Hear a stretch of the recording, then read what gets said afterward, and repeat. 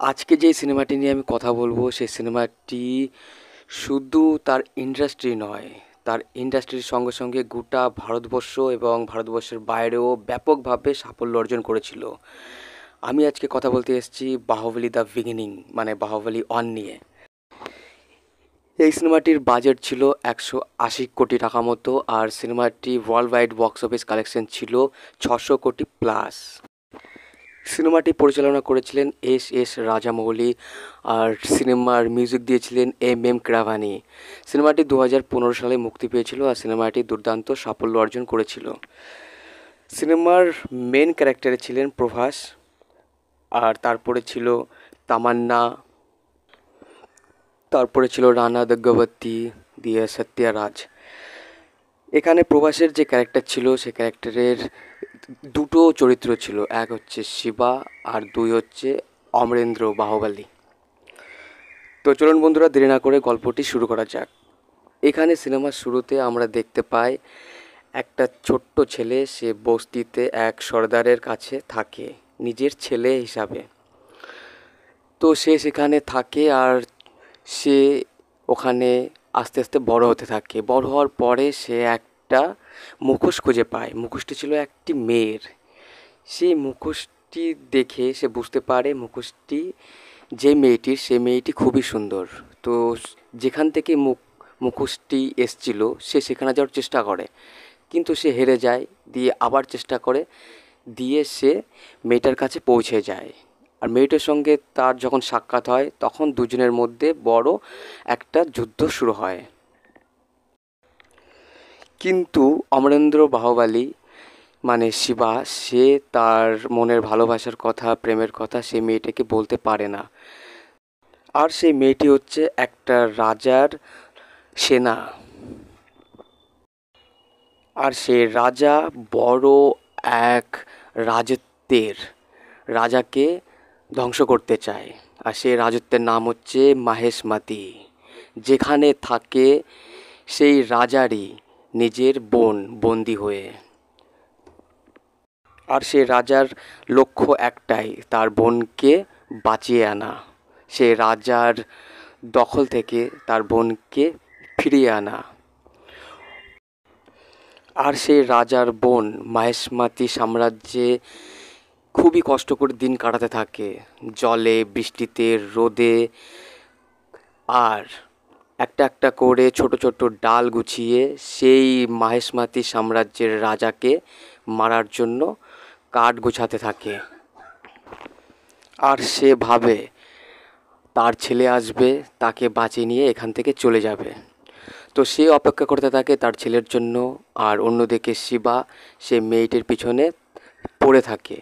তো শিবা একদিন সেই মেয়েটির সঙ্গে দেখা করে, দিয়ে সেই মেয়েটিকে সে তার ভালোবাসার কথা বলে। তো তাদের ভালোবাসা শুরু হয়ে যায়। আর মেয়েটির টার্গেট ছিল সেই মাহেশমাতি সাম্রাজ্যে গিয়ে সেই রাজার বোনকে ফিরিয়ে আনা। তো শিবা মানে অমরেন্দ্র বাহুবলী সে তার কথা জানতে পারে, আর তার দায়িত্ব নিজের ঘাড়ে নিয়ে সে তার কথা মতো সেই রাজার বোনকে বাঁচাতে যায়। কিন্তু এখানে বন্ধুরা গল্পের একটা মোড় ঘুরে যায়। সেই মেয়েটি হচ্ছে তার নিজের মা, আর তার মা হচ্ছে সেই মাহেশমাতি সাম্রাজ্যের রানী। কিন্তু এখানে একটা অন্য ব্যাপার আছে, সেটা পরে বলছি। তো সে তার প্রেমিকার মানে ভালোবাসার মানুষটির কথা শুনে সে ছুটতে থাকে তার মা মানে সে রাজার বোনকে উদ্ধার করতে। সে সাম্রাজ্যের মধ্যে ঢুকে যায়, কিন্তু সে খুবই কষ্টে সেই সেই মাকে সে বাঁচানোর চেষ্টা করে, আর ওখান থেকে নিয়ে চলে আসতে থাকে ঘোড়ার গাড়িতে করে। কিন্তু সেই মাহেশমাতি সাম্রাজ্যের সেনাপতিরা তার পেছনে ছুটতে থাকে, দিয়ে তাকে অ্যাটাক করে। আর ওখানে চলে আসে কাটাপ্পা মানে সত্যরাজ।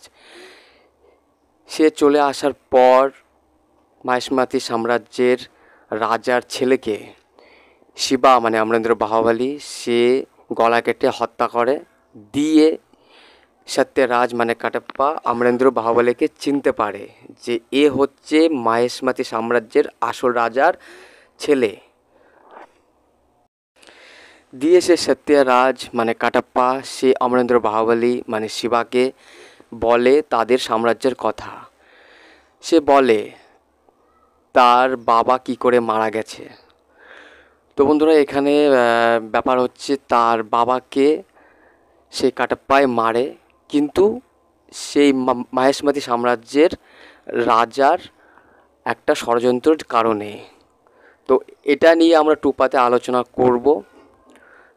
তো অমরেন্দ্র বাহুবলী মানে শিবা যখন জানতে পারে তার বাবার হত্যার কথা, সে তখন রেগে গর্জে সে সাম্রাজ্যের ওপরে ঝাঁপিয়ে পড়তে চায়।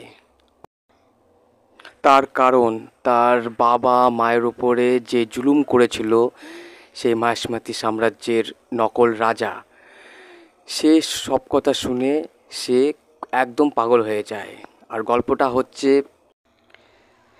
মাহেশমতি সাম্রাজ্যের রাজমাতা মানে সে নকল রাজার আসল মা, সে চেয়েছিল যে আমার ছেলে ভাল্লাল দেব আর আমার ভাসুরের ছেলে মহেন্দ্র বাহুবলী এরা দুজন কম্পিটিশন করবে রাজা হওয়ার জন্য।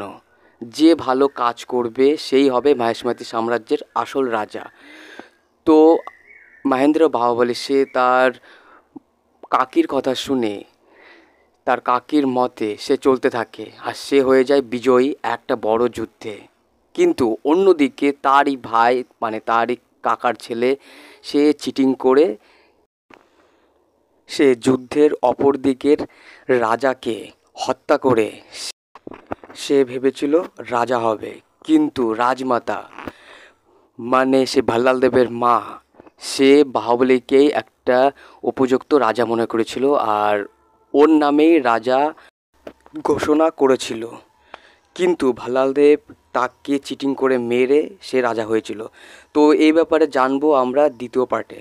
তো বন্ধুরা এই ছিল বাহুবলী দ্য বিগিনিংয়ের গল্প রিভিউ ফ্যাক্ট। তো যাই হোক এই সিনেমাটির এখনও চরম একটা জনপ্রিয়তা আছে আর আশা করি এই সিনেমাটির 2 পার্টের গল্প আপনাদের অনেকের ভালো লাগবে। আর এই সিনেমাটির মেন যে ব্যাপার সেটা হচ্ছে এস রাজামৌলি। এস রাজামৌলি এমন একটি ডিরেক্টর, আমি এর আগে একটা অন্য সিনেমার ব্যাপারে বলেছিলাম, এমনই একজন ডিরেক্টর যার সিনেমা খুবই সুন্দরভাবে সিনেমা হলে চলে আর তার সিনেমা মানে দর্শক আমার বোধহয় এখন মনে করছে সুপারহিট। আর এখানে আর একটা কথা বলবো, এস রাজামৌলির বাবা ভি বিজেন্দ্র প্রসাদ তিনি একজন ভালো রাইটার আর তারই গল্পে এটা নির্মিত হয়েছিল। তো বন্ধুরা যাই হোক সিনেমাটি যদি আপনারা না দেখে থাকেন অবশ্যই দেখবেন। আশা করি প্রত্যেকেরই সিনেমাটি দুর্দান্ত ভালো লাগবে। সিনেমাটির গল্প, সিনেমাটির অ্যাক্টিং, অ্যাকশন আর সিনেমাতে যেসব ভিএফএক্সের কাজ রয়েছে যথেষ্ট সুন্দর। সিনেমাটির বাজেট হিসাবে সিনেমাটির বক্স অফিস ওয়ার্ল্ড ওয়াইডে ছিল দুর্দান্ত। সিনেমাটি আজও জনপ্রিয়তা লাভ করে আছে। তো বন্ধুরা এই ছিল আজকের কথা। দেখা হবে পরের ভিডিওতে।